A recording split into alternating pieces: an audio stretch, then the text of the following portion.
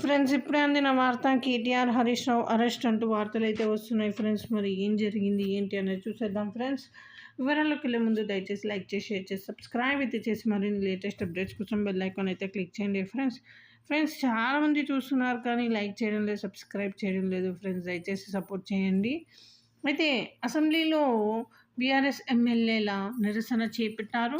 ఎమ్మెల్యేలను బయటకు తీసుకొచ్చారు మార్షల్స్.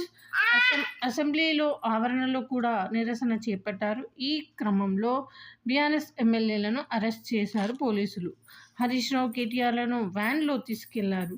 బీఆర్ఎస్ మహిళా ఎమ్మెల్యే పట్ల సీఎం అనుచిత వ్యాఖ్యలు చేశారని ఉదయం నుంచి అసెంబ్లీలో బీఆర్ఎస్ ఎమ్మెల్యేల నిరసన చేశారు.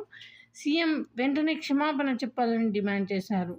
నల్ల బ్యాడ్జీలు ధరించి అసెంబ్లీకి హాజరయ్యారు ఎమ్మెల్యేలు. అసెంబ్లీలో సీఎం ఛాంబర్ ఎదుట నిరసనకు దిగారు. క్షమాపణ చెప్పే వరకు కదిలేది లేదని ఎమ్మెల్యేలు స్పష్టం చేశారు. మార్షల్ సాయంతో ఎమ్మెల్యేలను బయటకు తరలించారు పోలీసులు.